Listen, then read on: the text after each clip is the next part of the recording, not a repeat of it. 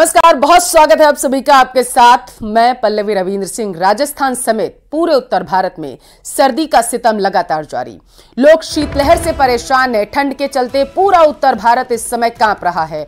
प्रदेश के कई जिलों में तापमान फ्रीजिंग पॉइंट पर पहुंच चुका है। कई जिलों में घना कोहरा देखने को मिल रहा। सड़कों पर गाड़ियों की रफ्तार धीमी हो चुकी है। मौसम विभाग के मुताबिक अभी ठंड से राहत फिलहाल नहीं मिलेगी। आने वाले दिनों में ठंड और बढ़ेगी। तो शीतलहर के प्रकोप की वजह से बताते चले कि जमाव बिंदु पर पारा पहुंचता जा रहा है, जिसकी वजह से ठिठुरन लगातार बढ़ती जा रही है। विजिबिलिटी भी कम है क्योंकि सुबह से ही शहर जो है वो पूरी तरीके से कोहरे की चपेट में नजर आ रहा है। वाहनों की रफ्तार धीमी हो चुकी है क्योंकि सड़कों पर कोहरा घना छाया हुआ है। कुछ पॉइंट की दूरी पर भी लोगों को और वाहन चालकों को कुछ नज़र नहीं आ रहा है, जिसकी वजह से जो वाहन चालक हैं वो हेडलाइट जलाकर अपनी चलते हुए नज़र आ रहे हैं। और दूसरी तरफ ठंड क्योंकि प्रचंड है तो लोग भी अपने घरों में दुबके हुए नज़र आ रहे हैं। बताते चले कि उत्तर भारत में सर्दी का सितम लगातार जारी है और जानकारी ये है कि आगे और भी ठंड इसी तरीके से बरकरार रहेगी, यानी कि लोगों को अभी फिलहाल के लिए ठंड से राहत मिलती हुई नजर नहीं आएगी। अलाव का सहारा लेकर और गर्म चीज़ों का सेवन करके लोग ठंड से राहत पाते हुए नजर आ रहे हैं। तो वहीं दूसरी तरफ लोगों का घर से निकलना भी अब दूभर हो चुका है क्योंकि शीतलहर चल रही है, जिसकी वजह से हाड़ कपाने वाली जो ठंड है वो बढ़ती जा रही है। और उधर श्री गंगानगर आज भी घने कोहरे की चादर में लिपटा हुआ नजर आया। घने कोहरे की वजह से विजिबिलिटी प्रभावित होने से वाहन चालकों को खासी परेशानी का सामना करना पड़ा। ट्रेनों का संचालन भी गड़बड़ा गया है। मौसम विभाग ने श्री गंगानगर में घने कोहरे और कोल्ड डे का येलो अलर्ट जारी किया, जिसका खासा असर भी देखा जा सकता है। अंतर्राष्ट्रीय सीमा पर स्थित राजस्थान के सरहदी जिला श्री गंगानगर आज लगातार दूसरे दिन घने कोहरे की चादर में लिपटा हुआ है। अभी इस समय हम श्री गंगानगर के गोल बाजार चौक पर मौजूद है। हम आपको यहाँ की तस्वीरें दिखाएं तो आप ये देखिए, इस समय घने कोहरे की आगोश में समूचा श्री गंगानगर जिला मुख्यालय डूबा हुआ है। न केवल समूचा श्री गंगानगर जिला मुख्यालय बल्कि पूरे जिले के अंदर इस समय घना कोहरा देखा जा रहा है। और जिला मुख्यालय पर यदि आपको तस्वीरें दिखाएं तो आप ये देखिए, अधिकांश वाहन चालकों के द्वारा अपनी गाड़ी की हेडलाइट्स ऑन करके रखी गई हैं ताकि विजिबिलिटी घटने की वजह से संभावित दुर्घटना को टाला जा सके। जिला मुख्यालय पर 15 से 20 मीटर की विजिबिलिटी जरूर दिखाई दे रही है, लेकिन हम ग्रामीण क्षेत्रों की ओर बढ़ेंगे तो ये कोहरा और ज़्यादा घना हो जाता है, जिससे विजिबिलिटी अच्छी खासी प्रभावित हो जाती है। हमारे साथ कुछ युवा साथी यहाँ पर मौजूद हैं, हम इनसे बात करेंगे और जानने का ये प्रयास करेंगे कि अभी श्री गंगानगर में कैसा मौसम है। हाँ जी, कहाँ से आ रहे हैं आप? हम बनवाली से जी। बनवाली से आ रहे हैं जी। कैसा मौसम है इस समय? बहुत ठंडा है। देखने अभी सुबह भी उठते हैं तो काम कुम करते हैं तो बहुत ज़्यादा ठंडा है।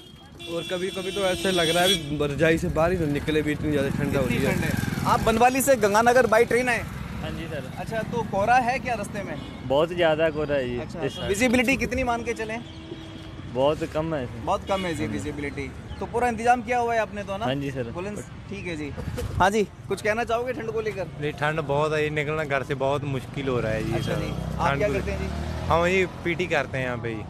पीटी करते हैं? हाँ जी, बाहर का कोर्स कर रहे हैं जी। अच्छा। तो देखिए, ये स्टूडेंट्स हैं और ये स्टूडेंट्स जो अपने गांव से जिला मुख्यालय की तरफ लौटे हैं, इनका कहना है कि वाकई काफ़ी तेज़ ठंड है और इस समय तेज़ ठंड होने की वजह से लोगों का जो रूटीन है वाकई काफ़ी ज़्यादा डिस्टर्ब है। क्योंकि ये जिला मुख्यालय की तस्वीरें हैं तो जिला मुख्यालय पर तो बेशक विजिबिलिटी थोड़ी बहुत दिखाई देती है, लेकिन जिला मुख्यालय से बाहर यदि हम ग्रामीण क्षेत्रों की ओर बढ़ेंगे तो ये विजिबिलिटी अच्छी खासी प्रभावित होती हुई दिखाई दे रही है। मौसम विभाग के द्वारा इस समय श्री गंगानगर में घने कोहरे के साथ साथ कोल्ड डे का जो येलो अलर्ट जारी किया गया था उसका अच्छा खासा असर देखा भी जा रहा है। लोगों का रूटीन पूरी तरह से डिस्टर्ब है। इसके अलावा यदि हम बात करें पिछले 36 घंटों की तो न केवल श्री गंगानगर बल्कि प्रदेश के अधिकांश हिस्सों के में न्यूनतम तापमान में 2 से 3 डिग्री सेल्सियस की गिरावट दर्ज की गई है। अलवर का रुख करेंगे जहां पर सर्दी अपना विकराल रूप दिखा रही है। ग्रामीण इलाकों में ओस की बूंदें जमीन पर जमती हुई दिखाई दे रही हैं, जिस वजह से ठिठुरन बढ़ चुकी है। रात का न्यूनतम तापमान जो है वो 2.3 डिग्री सेल्सियस दर्ज किया गया, जिसकी वजह से लोग ठिठुरन भरी सर्दी से परेशान होते दिखाई दिए। लोग सर्दी से बचाव के लिए अलाव जलाकर आग का सहारा लेते हुए नजर आ रहे हैं। बर्फ जमने से किसानों की सरसों की फसल में पाला जमने से नुकसान की आशंका जताई जा रही है। तो शीतलहर की वजह से और क्योंकि लगातार ठंड बढ़ती जा रही है तो अब किसानों की परेशानियां भी खड़ी हो चुकी है। किसानों का कहना है कि इससे जो कुछ फसलें हैं उनको नुकसान पहुंच सकता है। हालांकि कुछ फसलों के लिए जैसे गेहूं और सरसों के लिए ये जो ठंड हो रही है ये काफ़ी फायदेमंद मानी जाती है। तो अलाव जलाकर ठंड से खुद को बचाते हुए जहां एक तरफ लोग नजर आ रहे हैं तो वहीं किसानों की समस्या इस बात पर बढ़ चुकी है कि अगर आगे ठंड इसी तरीके से प्रचंड रही तो उन्हें समस्या हो सकती है।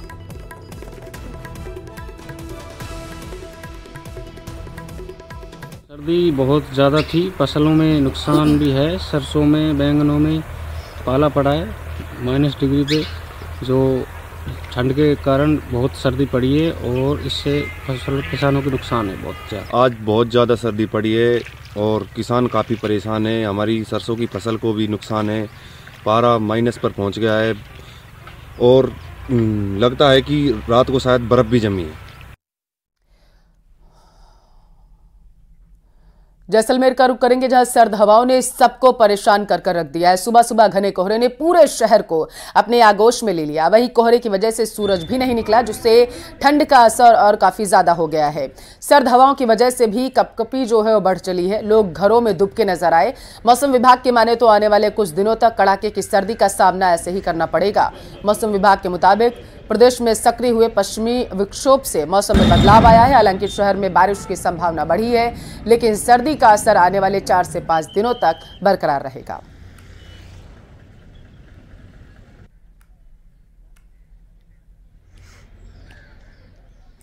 तो ठंडी हवाओं की वजह से जैसलमेर का तापमान भी लगातार जो है वो कम होता जा रहा है क्योंकि ठंड लगातार बढ़ रही है जिसकी वजह से लोग बेहद ही परेशान हो चले। बताते चले कि लोग अलाव जलाकर सर्दी से बचने की कोशिश कर रहे हैं। हालांकि मौसम विभाग ने अलर्ट जारी किया है। मौसम विभाग के अनुसार आगे 4 से 5 दिनों तक इसी तरीके की ठंड का सामना जो है वो लोगों को करना पड़ेगा। तो ठंड का दोहरा अटैक जो है वो लोगों पर पड़ रहा है। एक तरफ शीतलहर, दूसरी तरफ कोहरा। शीतलहर की वजह से जहां ठंड बढ़ चुकी है तो वहीं कोहरे की वजह से लोग घर से निकलने के वक्त 10 बार सोच रहे हैं क्योंकि विजिबिलिटी बेहद ही कम हो गई है और इसका सीधा असर जहां वाहन चालकों पर पड़ रहा है तो वहीं दूसरी तरफ यातायात पर भी इसका असर देखने को मिल रहा है क्योंकि कई ट्रेनें फॉग की वजह से कैंसिल हुई हैं और इसका जो असर है वो हवाई जहाज़ों पर भी देखने को मिला है।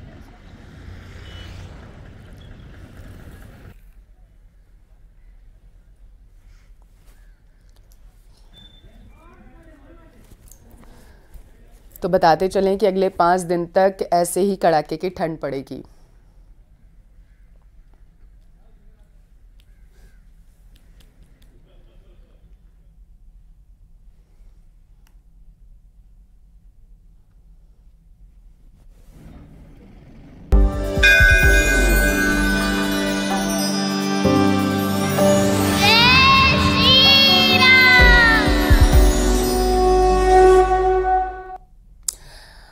अयोध्या धाम में श्री रामलला की अगवानी को लेकर हर ओर आनंद भरा माहौल है। लोग 22 जनवरी का इंतजार कर रहे हैं। प्राण प्रतिष्ठा को लेकर पीएम मोदी ने एक पोस्ट किया है। बड़ी खबर आप तक पहुंचा रहे सोशल मीडिया एक्स पर उन्होंने पोस्ट किया और लिखा है, पीएम ने खुद को सौभाग्यशाली बताया है। लिखकर उन्होंने कहा है कि अयोध्या में रामलला की प्राण प्रतिष्ठा में केवल 11 दिन ही अब शेष बचे हैं। मेरा सौभाग्य है कि मैं भी इस पुण्य अवसर का साक्षी बनूंगा। एक्स पर बताते चले कि देश के प्रधानमंत्री मोदी ने ट्वीट किया है और उन्होंने लिखा है कि मेरा सौभाग्य है कि मैं भी इस अवसर का जो है वो साक्षी बनने जा रहा हूं।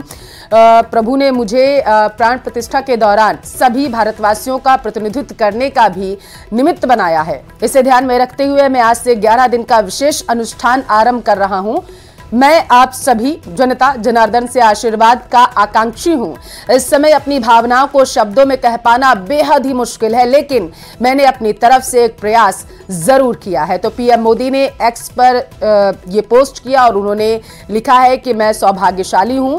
ईश्वर ने मुझे ये मौका दिया है कि मैं प्राण प्रतिष्ठा के दौरान वहां पर मौजूद रहूंगा। जनता का आशीर्वाद मुझे इस दौरान चाहिए। आकांक्षी रहूंगा मैं, ताकि जनता के सपोर्ट से, उनके आशीर्वाद से मैं उस दिन का साक्षी जो बनने जा रहा हूं उसे और बेहतरीन बना सकूं। तो इस पूर्ण अवसर का साक्षी बनूंगा, पीएम मोदी ने ये लिखा है। पर रामचंद्र की जय। मेरे प्यारे देशवासियों, राम राम। जीवन के कुछ क्षण ईश्वरीय आशीर्वाद की वजह से ही यथार्थ में बदलते हैं। आज हम सभी भारतीयों के लिए, दुनिया भर में फैले राम भक्तों के लिए ऐसा ही पवित्र अवसर है। हर तरफ प्रभु श्री राम की भक्ति का अद्भुत वातावरण, चारों दिशाओं में राम नाम की धुन, राम भजनों की अद्भुत सौंदर्य माधुरी। हर किसी को इंतजार है 22 जनवरी का, उस ऐतिहासिक पवित्र पल का। और अब अयोध्या में रामलला की प्राण प्रतिष्ठा में केवल 11 दिन ही बचे हैं। मेरा सौभाग्य है कि मुझे भी इस पुण्य अवसर का साक्षी बनने का अवसर मिल रहा है। ये मेरे लिए कल्पनातीत अनुभूतियों का समय है। मैं भावुक हूं, भाव विह्वल हूं। मैं पहली बार जीवन में इस तरह के मनोभाव से गुजर रहा हूं। मैं एक अलग ही भाव भक्ति की अनुभूति कर रहा हूं। मेरे अंतर मन की ये भाव यात्रा मेरे लिए अभिव्यक्ति का नहीं, अनुभूति का अवसर है। चाहते हुए भी मैं इसकी गहनता, व्यापकता और तीव्रता को शब्दों में बांध नहीं पा रहा हूं। आप भी भली भांति मेरी स्थिति समझ सकते हैं। जिस स्वप्न को अनेकों पीढ़ियों ने वर्षों तक एक संकल्प की तरह अपने हृदय में जिया, मुझे उसकी सिद्धि के समय उपस्थित होने का सौभाग्य मिला है। प्रभु ने मुझे सभी भारतवासियों का प्रतिनिधित्व करने का निमित्त बनाया है। निमित्त मात्रम भव सव्यसाचिन। ये एक बहुत बड़ी जिम्मेदारी है। जैसा हमारे शास्त्रों में भी कहा गया है, हमें ईश्वर के यज्ञ के लिए, आराधना के लिए स्वयं में भी दैवीय चेतना जागृत करनी होती है। इसके लिए शास्त्रों में व्रत और कठोर नियम बताए गए हैं, जिन्हें प्राण प्रतिष्ठा से पहले पालन करना होता है। इसलिए आध्यात्मिक यात्रा की कुछ तपस्वी आत्माओं और महापुरुषों से मुझे जो मार्गदर्शन मिला, उन्होंने जो यम नियम सुझाए हैं, उसके अनुसार मैं आज से 11 दिन का विशेष अनुष्ठान आरंभ कर रहा हूं। इस पवित्र अवसर पर मैं परमात्मा के श्री चरणों में प्रार्थना करता हूं, ऋषियों, मुनियों, तपस्वियों का पुण्य स्मरण करता हूं और जनता जनार्दन जो ईश्वर का रूप है, उनसे प्रार्थना करता हूं कि आप मुझे आशीर्वाद दें, ताकि मन से, वचन से, कर्म से मेरी तरफ से कोई कमी ना रहे। साथियों, मेरा ये सौभाग्य है कि 11 दिन के अपने अनुष्ठान का आरंभ मैं नासिक धाम पंचवटी से कर रहा हूं। पंचवटी वो पावन धरा है जहां प्रभु श्री राम ने काफी समय बिताया था। और आज मेरे लिए एक सुखद संयोग ये भी है कि आज स्वामी विवेकानंद जी की जन्म जयंती है। ये स्वामी विवेकानंद जी तो थे जिन्होंने हजारों वर्षों से आक्रांतित भारत की आत्मा को झकझोरा था। आज वही आत्मविश्वास भव्य राम मंदिर के रूप में हमारी पहचान बनकर सबके सामने है। और सोने पर सुहागा देखिए, आज माता जीजाबाई जी की जन्म जयंती है। माता जीजाबाई जिन्होंने छत्रपति शिवाजी महाराज के रूप में एक महामानव को जन्म दिया था। आज हम अपने भारत को जिस अक्षुण्ण रूप में देख रहे हैं, इसमें माता जीजाबाई जी का बहुत बड़ा योगदान है। और साथियों, जब मैं माता जीजाबाई का पुण्य स्मरण कर रहा हूं तो सहज रूप से मुझे अपनी मां की याद आना बहुत स्वाभाविक है। मेरी मां जीवन के अंत तक माला जपते हुए सीताराम का ही नाम भजा करती थी। साथियों, प्राण प्रतिष्ठा की मंगल घड़ी, चराचर सृष्टि का वो चैतन्य पल, आध्यात्मिक अनुभूति का वो अवसर, गर्भगृह में उस पल क्या कुछ नहीं होगा। साथियों, शरीर के रूप में तो मैं उस पवित्र पल का साक्षी बनूंगा ही, लेकिन मेरे मन में, मेरे हृदय के हर स्पंदन में 140 करोड़ भारतीय मेरे साथ होंगे।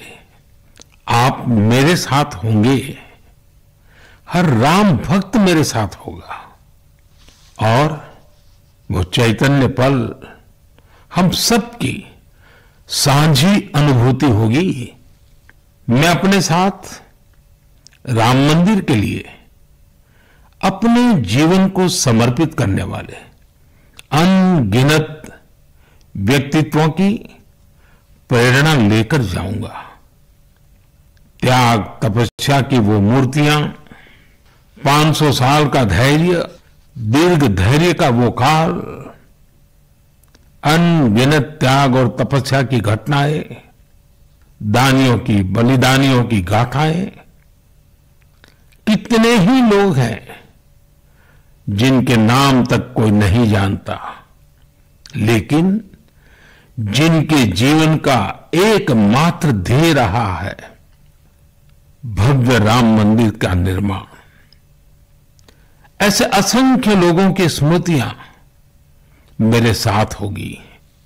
जब 140 करोड़ देशवासी उस पल में मन से मेरे साथ जुड़ जाएंगे और जब मैं आपकी ऊर्जा को साथ लेकर गर्भगृह में प्रवेश करूंगा तो मुझे भी एहसास होगा कि मैं अकेला नहीं, आप सब भी मेरे साथ हैं। साथियों, ये 11 दिन व्यक्तिगत रूप से मेरे यम नियम तो है ही, लेकिन मेरे भाव विश्व में आप सब समाहित है। मेरी प्रार्थना है कि आप भी मन से मेरे साथ जुड़े रहें। रामलला के चरणों में मैं आपके भावों को भी उसी भाव से अर्पित करूंगा जो भाव मेरे भीतर उमड़ रहे हैं।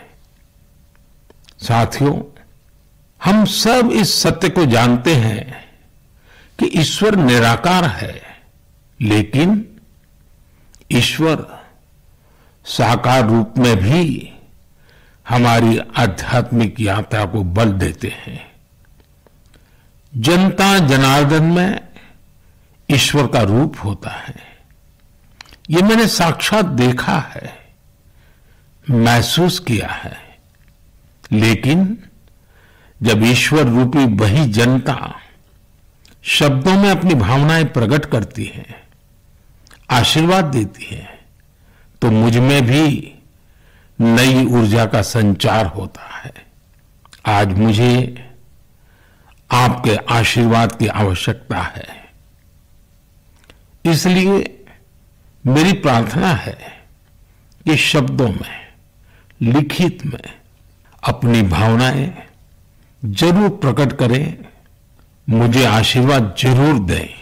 आपके आशीर्वाद का एक एक शब्द मेरे लिए शब्द नहीं, मंत्र है।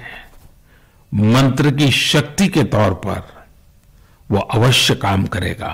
आप अपने शब्दों को, अपने भावों को नमो ऐप के माध्यम से सीधे मुझ तक पहुंचा सकते हैं।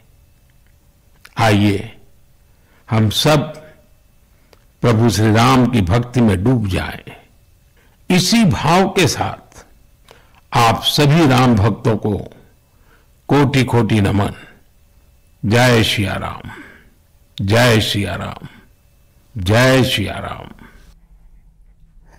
श्री राम की प्राण प्रतिष्ठा को 10 दिन बचे हैं और उसके पहले देखिए कैसे उत्तर में माहौल बिगाड़ने की साजिश हो रही है, तो दक्षिण में शोभा यात्रा पर पाबंदी भी लगा दी जा रही है।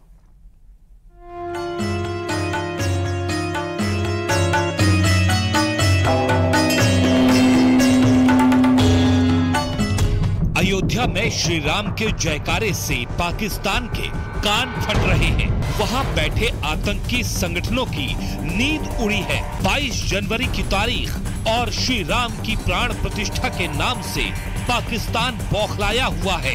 जिस समय श्री राम विराजेंगे उस पल को देखने के लिए पूरी दुनिया इंतजार कर रही है, लेकिन पाकिस्तान, उसकी खुफिया एजेंसी ISI बेचैन है। इसलिए राम लला के आने की शुभ घड़ी में विघ्न के लिए तमाम साजिशें रची जा रही हैं। खुफिया सूत्रों से ये जानकारी मिली है कि प्राण प्रतिष्ठा से पहले आतंकी कोई बड़ी साजिश को अंजाम दे सकते हैं। खुफिया एजेंसियों ने जानकारी दी है कि आतंकवादी नेताओं, अफसरों पर हमला करने और इलाके में माहौल खराब करने की तैयारी में हैं। केंद्रीय सुरक्षा एजेंसियों के मुताबिक कट्टरपंथी एक समुदाय के लोगों को भड़काने की कोशिश कर रहे हैं। हमास के खिलाफ भारत के रुख पर भी लोगों को भड़काने की तैयारी हो रही है। टेररिस्ट एक्टिविटीज, टेररिस्ट ग्रुप ऐसा कोई भी काम करने के लिए तैयारी कर रहे होंगे कि उस दिन गड़बड़ी फैलाई जाए या तो किसी VIP को टारगेट बनाया जाए। अलर्ट के बाद सिक्योरिटी एजेंसियों ने खतरे से निपटने के लिए हाई लेवल मीटिंग की। राम जन्मभूमि समारोह के दौरान तैनात की गई सभी सुरक्षा एजेंसियों को अलर्ट किया गया है। कहीं से सुरक्षा में कोई चूक न रह जाए, इसके लिए एंटी ड्रोन सिस्टम से लेकर आर्टिफिशियल इंटेलिजेंस से लैस कमांड कंट्रोल सिस्टम बनाए गए हैं। दुनिया के सबसे बड़े तीर्थ स्थल में जगह जगह फेस रिकॉग्निशन वाले हाईटेक कैमरे लगाए हैं। अयोध्या की सरयू नदी में मोटर बोट, हवा में ड्रोन और चप्पे चप्पे पर जवान तैनात होंगे।